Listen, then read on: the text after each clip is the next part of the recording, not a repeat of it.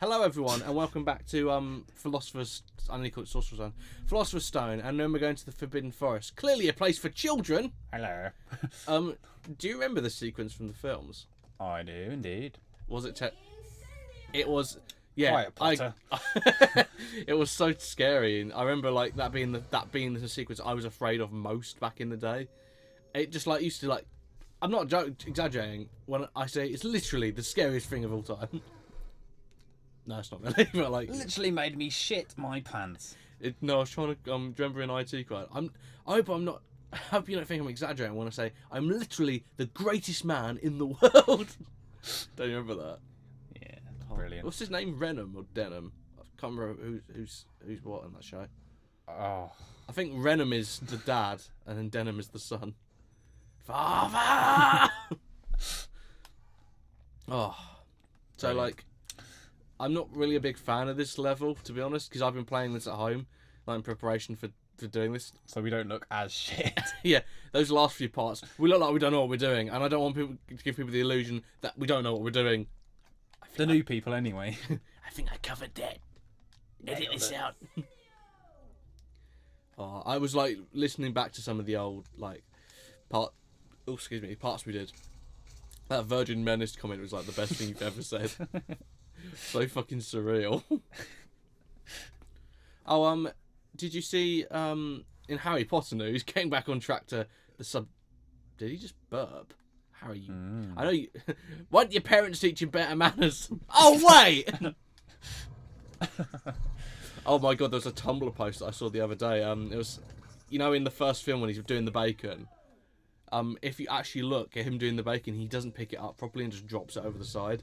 And someone like did like a screen cap of that, like a close up of him picking the bacon up, and was saying like, this is literally the worst thing to ever happen to Harry Potter, including his parents, and then in huge capital letters, including his parents. No, at least we've got all the... Get ready to mix. I learned this in Snape's lessons. Good thing he just leaves his cauldrons everywhere. We've actually got all the beans for the red ones, which is ironic because they're the hardest to get, I would say. I don't even know why we need this. I think it's just to give you health back, to be honest. She's just sick of life. Yeah. Did you see as well, there was a student, for her thesis, she produced kind of rebindings of the original books, where like they're all minimalist and shit. So like that's like a dick when I said that. Like for example, the first Philosopher's Stone is just a black. Yeah, that just did that. Cool. It's a black it's just a black cover with the Philosopher's Stone on the front. Okay. And they're all like that. So like Chamber of Secrets is just all black with the basilisk on the front. It's kind of cool actually. But unfortunately, because it's a thesis, like an art project, she can't legally sell those to people, even though I would buy them in a home. And we're back! Yeah. Sorry for that little cut off there, peeps. QuickTime kind of fucking died. Speaking of nearly died... that fat oaf, Hagrid! Oh god, his face. What happened? It's collapsed in on itself. Like a fallen sun. Like a melting star. Okay, I think we should save it. Like the cheese on your toast. We haven't saved once since we started. I'm going to continue that. I love the fact that Malfoy's like, you go on without me, Potter. I'm just going to go back and rest. Where's Fang, actually? Hagrid said Fang was supposed to be with Malfoy. I love that bit in the book, by the way, that really funny bit when Malfoy's like, he basically, Hagrid explains to them that they're going into the Forbidden Forest, and then Malfoy looked at Fang. I want to have Fang, and then Hagrid's like, whoa, he's a bit of a coward, and then he just fucks off and like leaves Harry and Malfoy. No, in the book actually they do it a little bit different from the film, which in the film it kind of makes a bit more sense. In the book he goes with Neville and Malfoy go together first, and then like basically Malfoy just scares Neville. And then Hagrid's like, Harry, you go with him. You're not as frightened as easily. Basically, completely shit him. Here he is. All over Neville. Captain Flippers. Captain Stroke.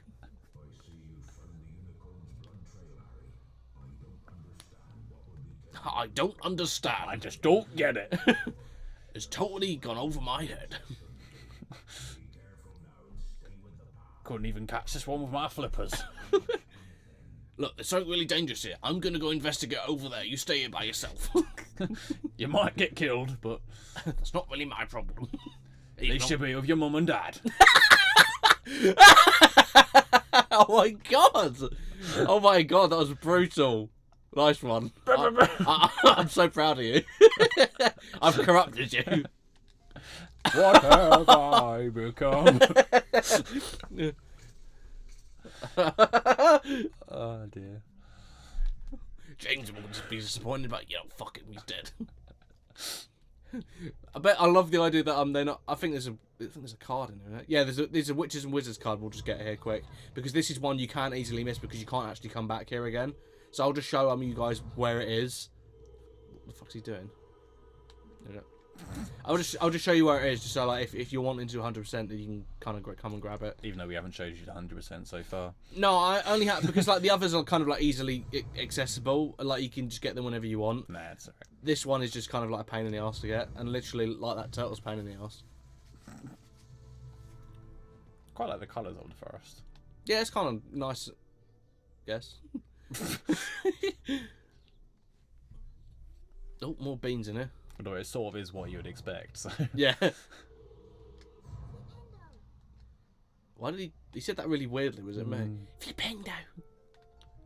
Where was I can't remember. Oh no, I was gonna ask where Fred and George were. What the fuck? That was a glitch with the emulator. If you skip that, he's not supposed to say what it is, but he actually just went Rowena Ravenclaw, even though like I skipped the thing. That was weird. Nailed it. Okay, I'm trying to remember where Fred and George. Oh no, they were in the Transfiguration Tower, weren't they? For the red beans, I think. How the fuck? I thinks. James and Lily will know. Yeah, this is the cutscene. this is the cutscene where it looks more like Voldemort is sucking off the unicorn, especially with all that mess everywhere. You know what I'm talking about. Hi. Reminds me of the woods. What the? That was so random, that cutscene. Okay, that happened. The end. Just credits. Oh, we don't actually get to see this. Holy okay. shit! You can grind meat on that.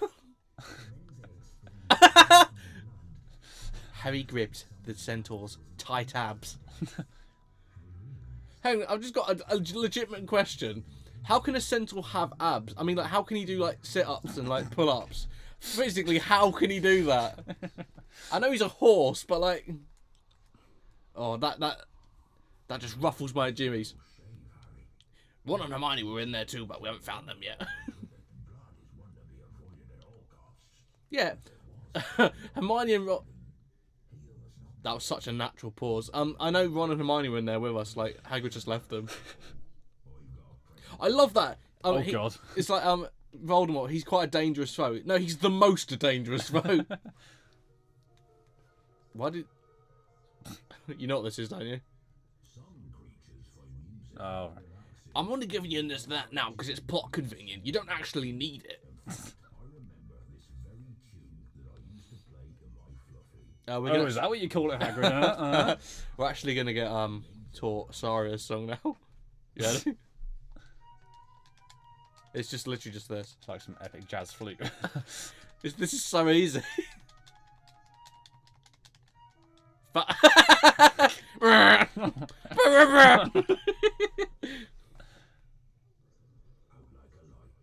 does that send anyone to sleep? That's fucking mental. Yeah, it's the middle of the fucking night, Hagrid. There's no It's lessons. like listening to Rammstein to get to sleep. Du hast. Here comes the sun. Hang on, were we in there all night with Hagrid? Because it was night. So can my jazz flute skills.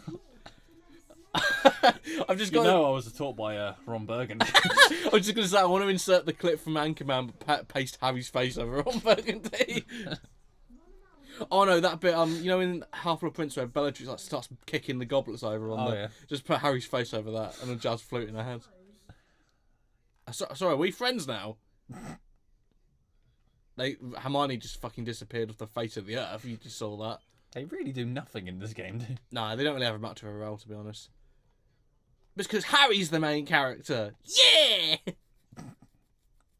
I think one, go find Fred and George before doing anything else. Mostly because I feel like we should talk to them as much as possible because I don't know what's going to happen to them in the future. Yeah, you should keep them close. Dead in one ear. I forgot which one died. I think it was Fred. I'm pretty sure we've had this conversation like 3 times already.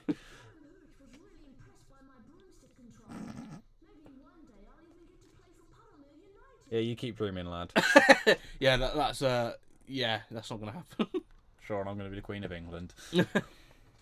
Hello. Oh, actually, something sad has happened since the last time we recorded. Obviously, I know we've been cracking jokes now, but I just want to say it is really sad that Alan Rickman's died. He was like a genuine talent, and I'll get off this in a minute so we can stop having a morbid tone.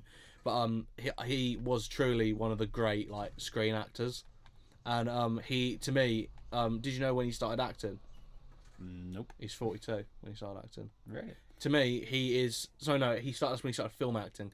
To me, right. He's the example of someone of it is never too late to try and do your dreams. Yeah. Yeah, he was a great man. Nope.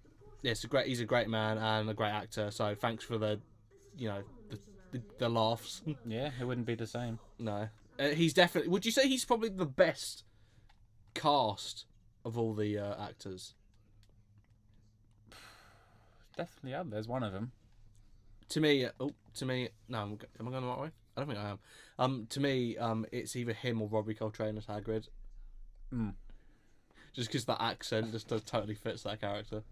I love for the films that like Alan Rickman was like one of the only people who knew what was going to happen. Yeah, I think basically J.K. Rowling said to him what the significance of always. Oh, can I not? Oh, I can't get back. Yeah, but she basically said what the whole twist was and all of that. So like, oh, fuck! I didn't mean to go this way. I was trying to find the. That was so unnatural. I know you are brave, but tough times lay ahead. I know you are brave. Monitron 3000 malfunctioning. Should be in Ravenclaw. Should be reading. Breaking rules. Wait a minute, that doesn't sound like Hermione. I mean, nerd. Are we winning or losing this? I can't remember. Chilling out. Relaxing. Oh, cool. Oh no, we were losing, weren't we? Yeah. We're losing so bad. We're never going to catch up now. I mean, unless... Ron, hand me that bit of paper. 10 points to Gryffindor. We're doing so badly at this game. The only thing we can do to pull it back is to beat Voldemort. Actually, I think we're in the final stretch now. Must be. Yeah, well, like, because this is the... That's a loud door. Oh, fuck, I remember this bit.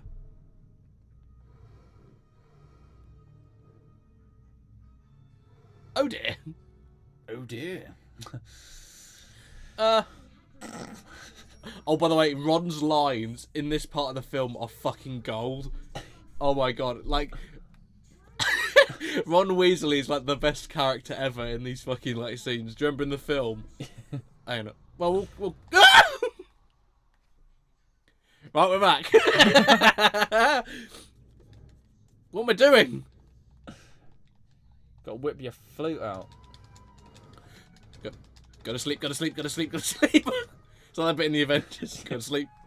No, Ron Weasley does get the best lines. The bit in, you know, when they're down with the venomous tentacle or whatever it is. Right. And he's just like, Hermione's trying to make fire and she can't, and she's like, I haven't got any wood, and he goes, haven't got any wood? You're a witch, aren't you? I fucking love Ron Weasley is the best character. Go it. I'm surprised they aren't trying to rip my head off right now. Yeah.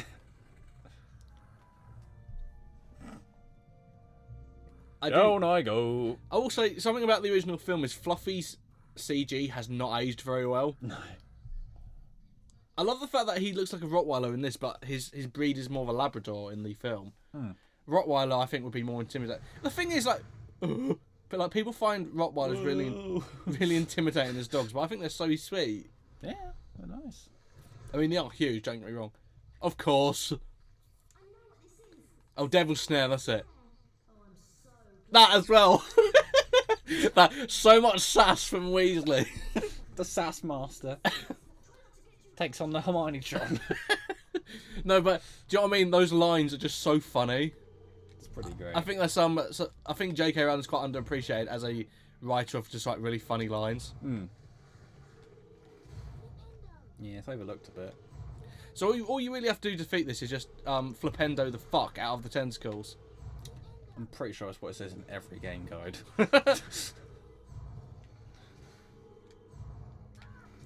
We could write an epic game guide. I feel like this is something that should be in 50 Shades of Grey, not Harry Potter. Especially that fucking sound effect. So they just keep respawning, or is there something you have to do? I'm not too sure, honestly. Oh, the boy lived, foiled by grass. As Harry's drug habits got the worst of him. Yeah, just go back up to... Now don't do it again. Pretty much. Go back up to the hospital wing. Then she's like, how'd you get these injuries? Your mother. And then, like, just run back down to the fucking... Oh, no, you got to do it in sequence. That's it. I should have listened to what Hermione said, to be honest. Probably. We're going to get some of the sass mastery again, though.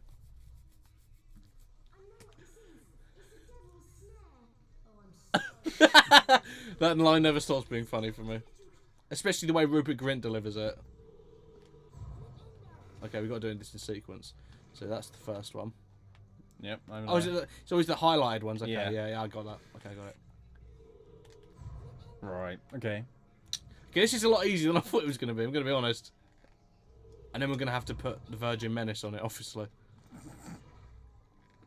Sorry, Verdimelius. No, we're going to have to do the Incendiary one, which name escapes me. Could be whatever you want. Avada Kedavra! Here comes a big one. Oh no. It's like Trogdor a little bit. Do you know who Trogdor is? Nope. Okay, well, it's basically a dragon with no arms but a huge human bicep on it. Okay. It's very surreal. It has a theme song as well. It's just like, Trogdor! Fuck! Smash it! Okay, I've worked out the pattern now. It took me a lot longer than it should have.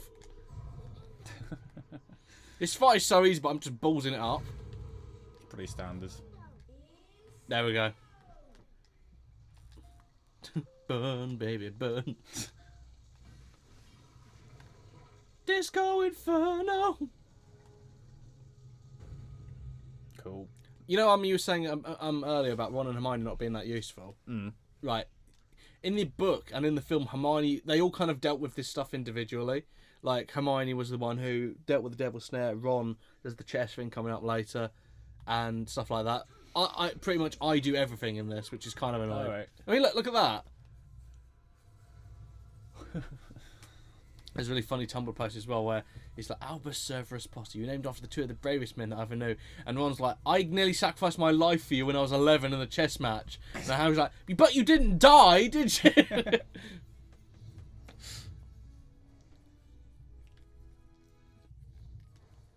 here we go. I'm sure this is going to be fun. Yeah, well, I've done so well at the other ones. And now we're getting attacked by rogue fucking keys. Oh, God, they're massing! Marge, the snapping keys are massing!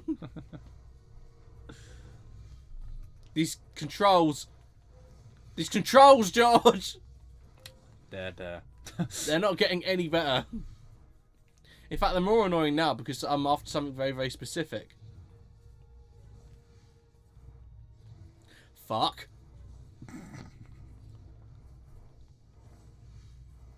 What did you think of the I'm gonna say call them trials. What did you think of the journey to get to the Philosopher's Stone, really? Because that's something I really like in fiction, when there's like a sequence of events and characters have to kind of like make a sacrifice to like do it. And like, say if there's a team of 4 guys, I like the idea that 4 people have to sacrifice it so one can get through.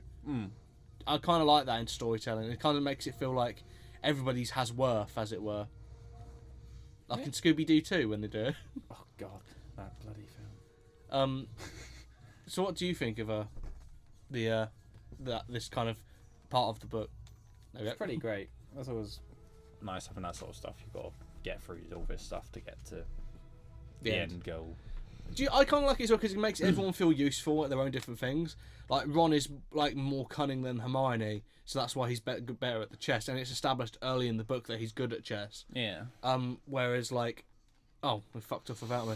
Whereas, whereas like Harry, they all have different skills and abilities. And I really like that. Oh, by the way, this bit can fuck right off. I remember this. This bit actually scared me when I was a child. Do you remember? Do you know what it is? I'm thinking, I don't think I'm going to get it, so don't tell me. Okay, it's through this next door. Okay, no, it's the one after that. Alright. Yeah, obviously, what happened? Now, this is a little different. What? I'm tired, you're gone without me. That's it, he's done then, alright. Doesn't even get to say if he's alright or not. No. We don't find out. Ron died. Ron 2016. No, like, so basically we have to fight this for them now. So Of course. I can't remember how to play this really, so it's just gonna be me blindly thinking about how I'm gonna do this. I remember how to do this. Oh God. Alright lads, calm down. I'm sure we can come to some agreement. Reminds me of that bit in Winter Soldier, like, before we get started, does anyone want to get off? Yeah, you've got to make them kind of like run into each other. Fair enough. It's pretty simple. This obviously is going to get harder and harder as we go along though. Yeah. So try and keep your eyes out if you can give me a hand with this, because like it's been so long since I played this. Okay. Don't know how useful I'm going to be, but... Okay. Cool. Is anyone else coming over there? Yeah, they're on their way. Right. I don't think you can attack them. I think you can just have to kind of like make them attack each other. Yeah, there we go. Cool. Technically, you shouldn't be able to do that in chess, because in chess you can only take diagonal. Oh, it didn't 2 in 1. Nailed Nice. it. Technically, in chess you can only do diagonal takes. You can't do horizontal or vertical. Chess nerd. Oh, okay. You've got to go do it multiple times. Yeah, Just they're free. Yeah, I think they're. It's either 2 or 3. I bet that's fucking free.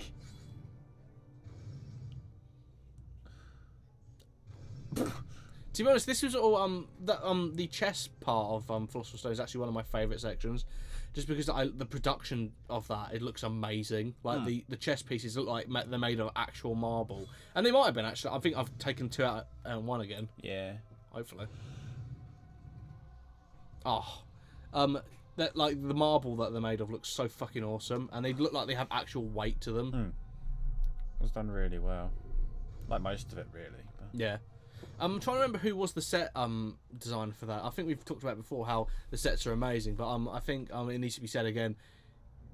In any fantasy or sci-fi, if the sets aren't that great, then people don't believe in it. Yeah, it doesn't have a sense of realism. Yeah, and like, have you seen that interview with J.K. Rowling and Daniel Radcliffe? They're basically interviewing each other about because it's after Harry Potter had finished. Right. And it was a really interesting thing because they were talking about how it's changed their lives and everything, and it's just a really great interview, like them talking to each other, and they're very natural with each other and they're friends.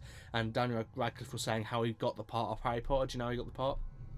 Can't remember now. Okay, he was in a production of it was a Charles Dickens, Great Expectations, I think it might have been. It was in a production of that, and he was kind of like a child actor before that, and basically his parents, the producer Chris Columbus, Chris Columbus, the producer, was friends with his Radcliffe's parents, because his parents are, I think, are producers as well, or they're something to do with film, and they were casting for Harry Potter, and for some reason Chris Columbus thought Daniel Radcliffe fit the role. He does obviously fit the role, yeah. And they were just saying like, oh, he really fits it, and I think he would be really good as Harry, and his parents were like, no, we don't want him to do it, because this was at a point before it was completely set in Britain. Right. Okay. And I think, is it Warner Brothers who own Harry Potter? Yeah. And they were basically saying we wanted it shot in America, and they went, and their opinion was, his parents were like, no, we don't want it shot in America because then we'll never be able to see it. And then obviously J.K. Rowling kind of intervened and was like, no, I want it shot in Britain with British actors, and I'm floating over the side that, oh, have I died? Please don't say I'm going to have to do that again. Oh no. It's going to be all of it, isn't it? Yeah.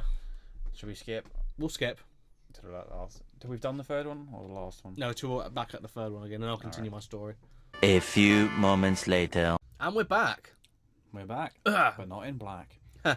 Now, what I was saying, basically, You've forgotten what you were talking about. yeah, I was talking about Daniel Radcliffe becoming Harry Potter. Basically, J.K. Rowling was like initially really afraid that they were just going to fuck up how she portrayed all the characters in the book. Yeah. One of the interesting things about that is they were talking about the casting of Emma Watson, and they said basically J.K. Rowling said she spoke to her on the phone first, and the way she spoke on the phone was like really energetic and excitable. Yeah. And she was like, if I'd have known what she looked like, I wouldn't have picked her, because she said Hermione's not supposed to be really good looking, and she was just like Emma Watson. She was like Emma Watson just is. Okay. And one of the interesting things Daniel Radcliffe said, he said in the fourth film, when you first see it, it's supposed to be this huge reveal of this like girl who's now beautiful. He said, but the thing is, Emma Watson already was. So like it was just a girl wearing a beautiful dress. And he said, so the illusion was kind of lost in that. But he said, but she played. Do you think she was good at playing that part? Because I've heard very mixed things sometimes, especially like I think someone said to me once, she's actually a really terrible actress. I don't think she's terrible, but I think sometimes she just sounds kind of bored. Possibly, yeah. That might just be me, I though. think she just works, and I don't know. I guess I couldn't imagine it without her now. No, I agree, but like, I guess this is the thing. If it was someone else, then it probably would be the same. I mean, like, it's kind of you could I might argue that Daniel Radcliffe sometimes seems a bit bored when he's doing it, because remember, it is a role he did for nearly 10 years. And did you hear that thing the interview gave recently about his performance in The Half-Blood Prince? Yeah. He said he didn't like it or something because everyone was quite fatigued. Okay, I think I got it. Yeah, everyone was quite fatigued doing it, so like nobody was giving their best.